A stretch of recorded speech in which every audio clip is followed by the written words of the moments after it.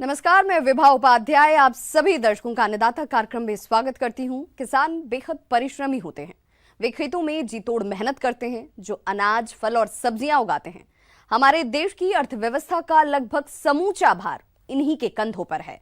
ऐसे ही भारतीय किसानों को खेती बाड़ी से जुड़ी हुई बहुत सी नई, रोचक और लाभकारी जानकारियां देने के लिए हर रोज सुबह हम आपके साथ होते हैं। तो चलिए, कार्यक्रम शुरू करने से पहले देखते हैं क्या है अन्नदाता के आज के कार्यक्रम में।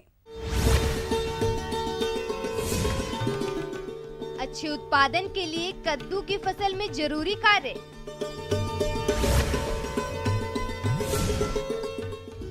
तसर रेशम कीट पालन करके कमाए अच्छी आय।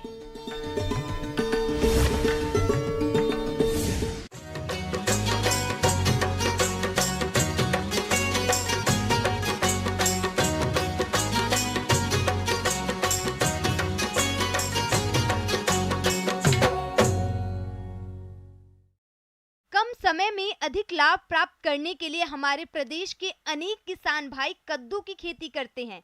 इसी बात को ध्यान में रखते हुए यदि आपने भी कद्दू की फसल लगाई है तो इससे अधिक उत्पादन के लिए आप फसल में कौन कौन से जरूरी कार्य को करें, इसकी जानकारी दे रहे हैं वरिष्ठ वैज्ञानिक डॉक्टर मृगेंद्र सिंह। किसान भाइयों, इस समय अगर आप लोगों ने कद्दू की खेती करी होगी तो फलने फूलने की अवस्था में होगा। जैसा कि किसान भाई जानते हैं कि कद्दू की खेती में ये ध्यान देने की ज़रूरत है कि जहाँ फसल लगी हुई है वहाँ खरपतवार ज़्यादा ना हो, क्योंकि कई बार हम लगाकर और चूँकि फसल अपनी हो जाती है तो हम लोग खरपतवारों की तरफ ध्यान नहीं देते हैं। खरपतवारों का नुकसान एक ये भी होता है, अगर वो फसल को नहीं दबा पा रहा है तो कीड़े मकोड़े और बीमारियों को आश्रय देता है। तो हमें खरपतवारों को नष्ट करते रहना चाहिए। सबसे अच्छा तरीका आज की स्थिति में तो यही है कि इसका यांत्रिक नियंत्रण किया जाए। इसको हाथ से या किसी औजार के माध्यम से इसको उखाड़ दिया जाए। और इस समय कद्दू सब्जी फसलों में सिंचाई का प्रबंध करना बहुत जरूरी होता है। यदि किसान भाई थोड़ी सी लापरवाही करेंगे तो आपकी फसल सूख जाएगी। इसलिए आवश्यकता अनुसार समय समय पर सिंचाई करते रहना चाहिए। और जिन किसान भाइयों के पास ड्रिप सिस्टम की सुविधा है वे इसके द्वारा फसलों की सिंचाई बहुत कम पानी में अधिक क्षेत्रफल आसानी से सिंचाई करके अधिक पैदावार ले सकते हैं। हमें ये भी देखना होगा कि जल का प्रबंधन किस तरह है। जो आप सब जानते हैं, सब्जियों वाली फसलों में पानी रुकना नहीं चाहिए, जल निकास की उत्तम व्यवस्था होनी चाहिए। फसल की जल मांग के हिसाब से नमी भी खेत में होनी चाहिए। आज के समय में कोई भी फसल कीटों के प्रकोप से छूती नहीं है। ऐसे में जरूरत है कि किसान समय रहते कीटों की सही पहचान करके इनके नियंत्रण के लिए सटीक उपायों को अपनाएं, जिससे फसल नष्ट होने से बच जाएगी और पैदावार अधिक मिलेगी। दूसरी चीज ये देखनी है कि इस समय सबसे अधिक इसमें कीड़े मकोड़ों का प्रकोप होता है। तो कीड़े में जैसा कि नाम ही है, रेड पम्पकिन बीटल या कद्दू का लाल कीड़ा, तो इसका काफ़ी प्रकोप होता है। ये तो शुरुआती अवस्था से, जब से पौधा उगता है तभी से उसमें पत्तियां खाता है। बाद की स्थिति में कई बार उनकी शाखाओं को भी उसमें पोला करके खाते हैं, कि कई बार फूलों को भी खाकर नुकसान पहुंचाता है। तो हमें ये देखना है कि अगर इसका प्रकोप है तो हमें इसमें देखना है कि नीम तेल का स्प्रे करें, या हम फेनवेरलेट करके जो दवाई आती है 2 ml पर लीटर के हिसाब से उसका स्प्रे कर सकते हैं। दूसरा, कई बार छोटी छोटी फल बनते हैं जिसको हम लोग अपनी भाषा में बतिया कहते हैं, तो उनमें भी सूखने की हमें समस्या देखने को मिलती है।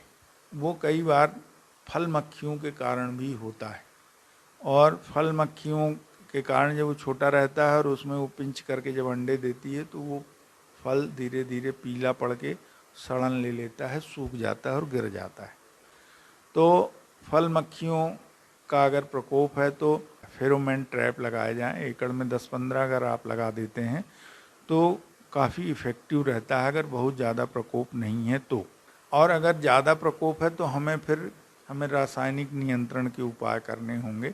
हम फेनवेरलेट करके जो दवाई आती है 2 ml पर लीटर के हिसाब से, उसका स्प्रे कर सकते हैं। कभी कभी लेटर स्टेज में भी रस चूसने वाले कीड़ों का, अगर हम लगातार सब्जियों की खेती कर रहे हैं तो रस चूसने वाले कीड़ों का भी प्रकोप आता है, जिसमें पत्तियां पीली पड़ती हैं, कुकड़ापन आता है, फल गिरने लगते हैं। तो उसमें आप रस चूसने वाले कीटों के नियंत्रण के लिए आप इमिडाक्लोप्रिड, थायोमेथाक्साम या इस तरह की दवाइयों का आप स्प्रे करें। साथ में हमें ये भी देखना है कि कई बार पाउडरी मिल्ड्यू दिखता है, उसमें पत्तियों के ऊपर पाउडर जैसा, जैसे सफ़ेद टैल्कम पाउडर होता है, पत्ती फिर वहाँ से सूख जाती है भूरी हो करके, तो उसमें कैराथेन या सल्फेक्स या इस तरह की फफूंदनाशक 2 ग्राम पर लीटर के हिसाब से आप उसका स्प्रे कर सकते हैं। तो किसान भाई, अगर आप थोड़ा सा खेत का निरीक्षण करते रहेंगे, देखते रहेंगे, तो निश्चित रूप से कोई आपको दिक्कत नहीं होगी और अच्छी बम्पर उत्पादन। ब्रेक के बाद आप सभी दर्शकों का अन्नदाता में एक बार फिर से स्वागत है। चलिए रुक करते हैं अपनी अगली कड़ी की ओर।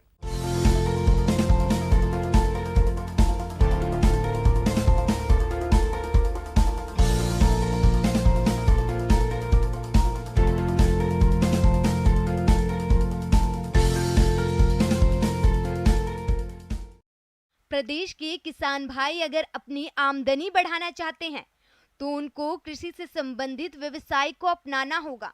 तसर रेशम कीट भी एक ऐसा ही कृषि व्यवसाय है जो कि थोड़ी सी पूंजी और प्रशिक्षण लेकर किसान आसानी से कर सकते हैं। इतना ही नहीं, इस व्यवसाय को घर की महिलाएं भी आसानी से कर सकती हैं। तो चलिए तसर रेशम कीट पालन के बारे में जानते हैं डॉक्टर JP पांडे से। जैसा कि आप जानते हैं कि तसर कीट पालन के प्रथम क्रॉप का कार्य जो है लगभग अंतिम चरण में है, और इसके बाद हम कोसा के उत्पादन का कार्य करेंगे, कोकून हार्वेस्ट का कार्य करेंगे। तो सबसे पहले मैं बताना चाहता हूं कि जब कीट उत्तरावस्था में है और कीट बिल्कुल मैच्योर अवस्था में है, उस दौरान आपको क्या क्या सावधानी बरतनी चाहिए। टसर रेशम कीट पालन कम समय में अधिक लाभ देने वाला व्यवसाय है, जिसमें लागत भी कम लगती है, लेकिन इससे अच्छी आय प्राप्त हो, इसके लिए रेशम कीट पालन से पहले कुछ विशेष बातों पर ध्यान देना चाहिए तथा पेड़ों पर कीटों को कैसे चढ़ाएं, आइए जानते हैं।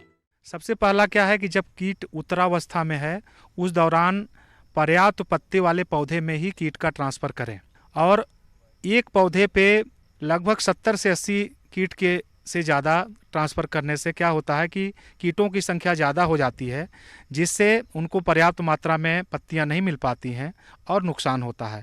तो इसीलिए प्रति पौधे की दर से 60 से 70 कीट ही एक पौधे पे ट्रांसफ़र करें। और स्थानांतरण के दौरान जो कीट बढ़वार में छोटे हो गए हैं उनको किसी अलग पौधे पे चढ़ाएं।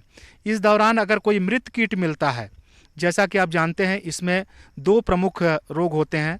पहला होता है एक पेब्रिन का रोग होता है, जिसमें हमारे कीट के ऊपर एक छोटे छोटे स्पॉट्स, काले कलर के छोटे छोटे धब्बे आ जाते हैं, जिससे हमको पता चलता है कि एक कीट पेब्रिन रोग की बीमारी से ग्रस्त है। उन कीटों को वहाँ से तत्काल कीट पालन स्थल से तत्काल अलग कर लें। साथ ही एक होता है वायरस का रोग होता है। वायरस रोग से क्या होता है कि वो कीट उल्टा उसी पत्ती से अटैच होकर के लटक जाता है, और इन कीटों का कीट पालन प्रक्षेत्र में रहना काफ़ी घातक होता है, क्योंकि अगर ये कीट वहाँ उपलब्ध रहेंगे तो ऐसी संभावना है कि दूसरे जो हमारे हेल्दी कीट हैं उसमें भी बीमारी फैलने की संभावना रहती है। तो ऐसे जो बीमारीग्रस्त कीट हैं उनको कीट पालन स्थल से हटा करके 2 फीट नीचे गड्ढा खोद करके उसमें ढक देना चाहिए, मिट्टी से ढक देना चाहिए, जिससे वह दूसरे कीटों में बीमारी नहीं फैलाएंगे। किसान भाइयों, चाकी यानी टसर रेशम कीट पालन करते समय अक्सर जो समस्या किसानों के सामने आती है वो है शत्रु कीटों की। ये शत्रु कीट रेशम कीटों को विभिन्न प्रकार से हानि पहुंचाते हैं, जिससे रेशम का उत्पादन प्रभावित होता है। तो इन शत्रु कीटों की रोकथाम आप कैसे करें, आइए जानते हैं। और अगर उन कीटों को नुकसान पहुंचाने वाले कुछ कीट हैं ऐसे जो कि उसको हमारे छोटे कीटों को नुकसान पहुंचाते हैं, तो उनको वहां से हटा दें। जो मेन एक कीट होता है जो कांती कोना होता है, उसको हम ट्रैप के द्वारा हम पकड़ करके फिजिकली उसको वहां से हटा सकते हैं। दूसरा एक किसान भाइयों बहुत महत्वपूर्ण बात है कि जब आप चाकी कीट पालन कर रहे हैं तो आप 2 से 3 दिन के अंतराल में वहाँ पर ब्लीचिंग पाउडर और चूने का छिड़काव बराबर करते रहें, जिससे क्या होगा कि बीमारी वहाँ पर फैलने की संभावना नहीं रहेगी। दूसरा किसान भाइयों ध्यान देना है कि जिस समय कीट स्पिनिंग की अवस्था में हो, जिस समय कोसा बना रहा हो, उस दौरान उसका स्थानांतरण कदापि न करें, क्योंकि कोसा बनाने के दौरान अगर आप स्थानांतरण करते हैं कीटों का, तो उससे क्या होगा कि उस कीट के कोसा बनाने की साइकिल काफ़ी हद तक डिस्टर्ब हो जाएगी और उससे हम कोसा का जो पूरा बनाने की उसकी प्रक्रिया है वो बाधित होगी और आपको नुकसान होगा। तो जिस समय कीट कोसा बना रहा हो उस समय स्थानांतरण न करें। कोसा के उत्पादन स्पिनिंग के बाद की अवस्था आती है। स्पिनिंग से लगभग 7 से 8 दिन बाद आपको कीट पालन स्थल से आपके कोकून के कलेक्शन का कार्य प्रारंभ कर देना चाहिए। इस दौरान आपको ध्यान रखना है कि अगर भारी बरसात के दिन है, बरसात अत्यधिक हो रही है, उस दौरान अगर आप कोसा काटने का काम करते हैं तो कोसे गीले रहेंगे और उनके खराब होने की संभावना बढ़ जाती है। इसलिए जब धूप वाला मौसम हो उस दौरान ही आप पौधों से कोसों की कटाई का कार्य करें और कोसों से कटाई का कार्य करने के बाद उन कोसों को ले आकर के एकत्र करने के बाद उस 5-5 कोसों को मिला करके उसमें 100 कोसों की एक माला बनाते हैं और उस माला को ले जा करके हम बीजागार स्थल में स्थापित कर देते हैं। इन कोसों से दो तरह का फैसला आप ले सकते हैं। एक तो ऐसे कोसे जो कि बहुत अच्छे गुणवत्ता के हैं, उनका उपयोग आप बीज उत्पादन के लिए कर सकते हैं, और दूसरे ऐसे कोसे जो कमज़ोर हैं उनका उपयोग आप करते हैं धागाकरण के लिए। इसके बाद जैसा किसान भाइयों आप जानते हैं कि इसी के बाद का जो प्रक्रिया होती है बीज उत्पादन वाली प्रक्रिया होती है। तो अच्छे कोसों का चयन आप अगर बीज उत्पादन के लिए करेंगे तो बीज का उत्पादन काफ़ी अच्छा होगा और आपको लाभ होगा। ब्रेक के बाद एक बार फिर से आप सभी दर्शकों का अन्नदाता कार्यक्रम में स्वागत है। बढ़ते हैं अपनी अगली प्रस्तुति की ओर।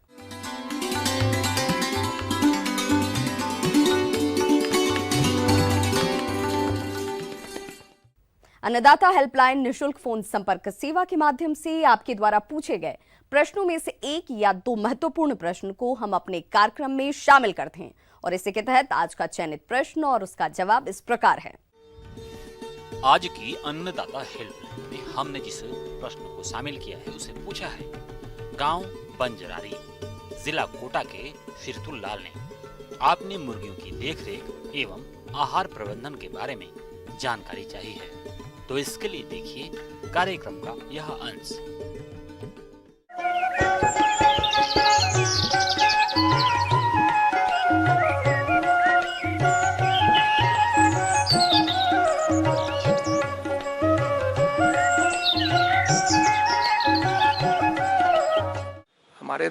हमारे प्रदेश में भी पोल्ट्री फार्मिंग की लोकप्रियता पशुपालकों के बीच में बढ़ रही है। अंडा उत्पादन एवं मांस उत्पादन, ये दो क्षेत्रों में जो है हम लोग पोल्ट्री का पालन करते हैं, इस दो चीज़ के लिए, अंडा के लिए एवं मांस के लिए। तो मांस के लिए जो हम लोग ब्रायलर रेजिंग करते हैं वो तो कंपैरेटिवली आसान होता है, लेकिन किसी भी प्रकार के पोल्ट्री फार्मिंग में पोल्ट्री प्रेमिसेस को डिसइंफेक्ट करके रखना और साफ़ सुथरा रखना ये सबसे ज़्यादा महत्वपूर्ण होता है। और ससमय पोल्ट्रियों में मुर्गियों में टीकाकरण देना, उनको संतुलित आहार प्रदान करना, समुचित उनको पीने का स्वच्छ जल प्रदान करना, ये सब बातें जो है इम्पॉर्टेंट है। मुर्गी पालन में आहार प्रबंधन बहुत अहम है, साथ ही सबसे ज्यादा खर्च भी इसी पर होता है जो कि उत्पादन को भी प्रभावित करता है। वहीं जब आहार में अगर कोई कमी रह गई हो तो मुर्गियों को कई प्रकार की बीमारियां भी हो जाती हैं, जिससे उत्पादन बुरी तरह से प्रभावित होता है। यहाँ ये ध्यान देना बहुत जरूरी है कि जो आहार हम दे रहे हैं उसमें सभी जरूरी पोषक तत्व जैसे कि कार्बोहाइड्रेट, वसा, प्रोटीन, मिनरल्स और विटामिन शामिल हो। नियमित पोषक तत्वों के अलावा अलग से कुछ और बेहतर पोषक तत्व देने की जरूरत होती है, जिससे खाना ठीक से पच सके, साथ ही उनका विकास भी जल्दी हो सके। और मुर्गियों के आहार के बारे में ज़्यादा कुछ कहना इस समय ये समुचित नहीं होगा, लेकिन उसका जो संतुलित आहार आता है उसको आप अवश्य दें। टाइमली मुर्गियों में भी जो है डिसइंफेक्शन करने की ज़रूरत पड़ती है, फ्यूमिगेशन करने की ज़रूरत पड़ती है। दाने में जो है कैल्शियम की मात्रा होनी चाहिए, क्योंकि उसका शेल, अंडा का सेल जो है कैल्शियम से बनता है। बाहरी आवरण जो है कैल्शियम का बना रहता है, तो प्रॉपर उसको कैल्शियम का सप्लीमेंटेशन फीड के अलावे भी देने की ज़रूरत पड़ती है। कई तरह का प्रोटीनस डाइट देना पड़ता है। तो जो मुर्गी का संतुलित आहार मिलता है तो आप उस आहार का उपयोग करें अपनी मुर्गियों को। सबसे बड़ी बात है कि स्वच्छता रखें अपने फार्म में, इन्फेक्शन से अपनी मुर्गियों को बचाएं, बाहरी व्यक्ति को फार्म में अनावश्यक रूप से प्रवेश न करने दें। किसान भाइयों, मुर्गियों को आहार 3 भागों में दिया जाता है, जिसमें प्रथम चूजे की उम्र 0 से 10 दिन पर प्री स्टार्टर के रूप में देते हैं, दूसरा 11 से 21 दिन पर स्टार्टर के रूप में देते हैं तथा तीसरा 22 दिन से ऊपर की मुर्गियों को फिनिशर दाने के रूप में खिलाते हैं। केज सिस्टम में यदि मुर्गियों को पालते हैं तब तो कोई दिक्कत नहीं है। यदि आप वैसे नीचे में लेयर को जो है फर्श पर पालते हैं तो जितना उसका स्पेसिफिकेशन है उसी हिसाब से मुर्गी डालें।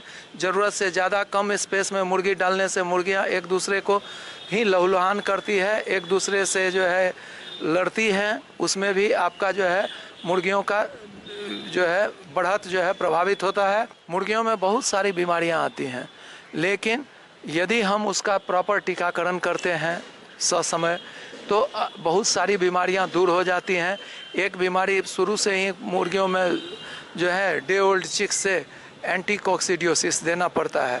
कॉक्सीडिया नाम की का एक परजीवी होता है जो उसके आंत में पाया जाता है। वो जो है उसके कारण उसका पेट खराब होता है। तो एंटी कॉक्सीडियोस्टैट ड्रग सब हम लोग यूज़ करते हैं कई तरह का।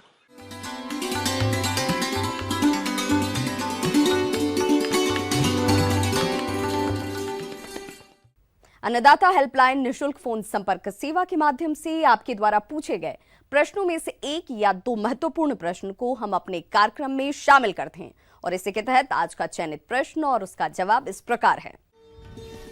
इसी कड़ी में जिस दूसरे प्रश्न को शामिल किया गया है उसे पूछा है, गांव जगतपुरा, जिला बांसवाड़ा के जगदीश शर्मा ने, आपने केला के नए बाग लगाने या केला की खेती के बारे में जानकारी चाहिए है, तो इसके लिए देखिए कार्यक्रम का यह अंश।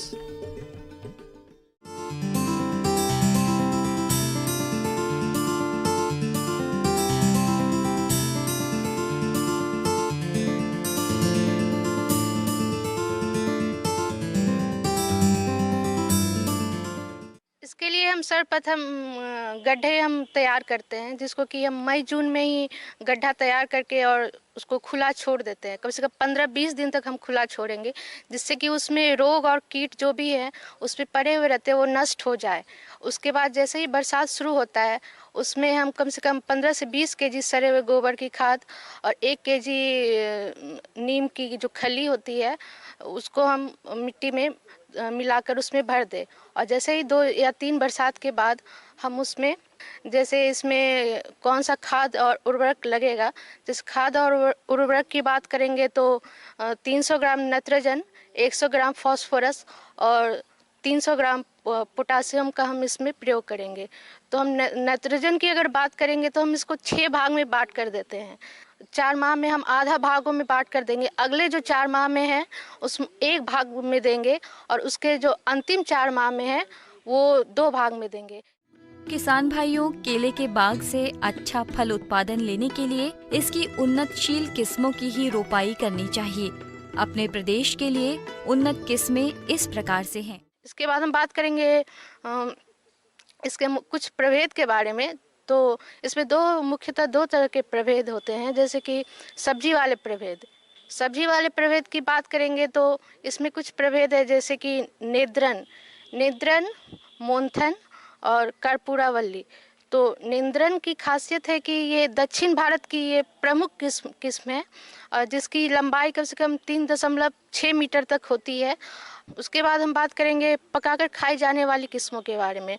तो इसमें आता है ड्वार्फ कैवेंडिश। ड्वार्फ कैवेंडिश की जो लंबाई होती है करीबन 1.8 मीटर तक होती है और ये पनामा विल्ट के प्रति प्रतिरोधक है हाँ, जैसे आप शक्कर ले रहे हैं या फिर शक्कर आप खेतों में लगा रहे हैं तो उसके पहले आप उसका ट्रीटमेंट कर ले।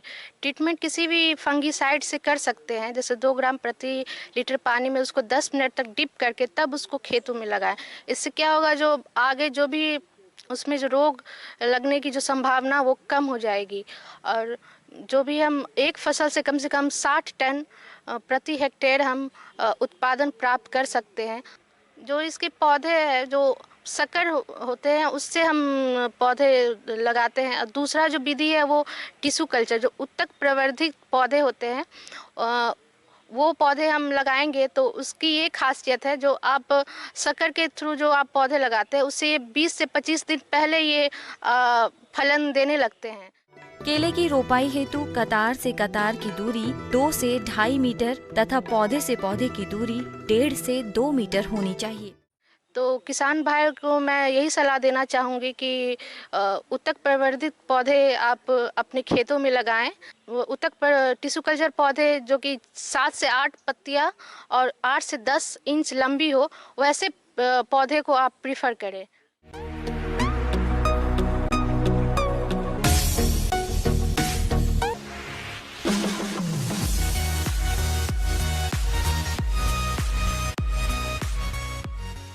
आइए अब एक नजर डालते हैं राज्य की कुछ चुनी हुई मंडियों के प्रमुख फसलों के बाजार भाव पर।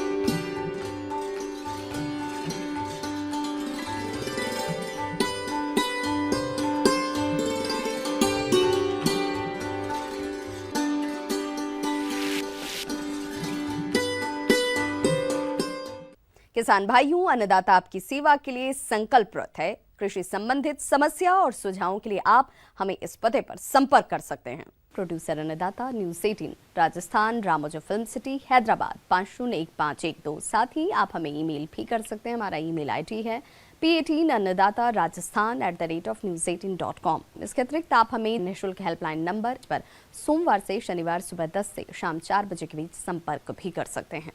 किसान भाइयों, अब समय हो रहा है आपसे विदा लेने का, तो हमारी अन्नदाता टीम को दीजिए इजाजत। कल फिर से होगी आपसे मुलाकात कृषि संबंधित कुछ और महत्वपूर्ण जानकारियों के साथ। नमस्कार।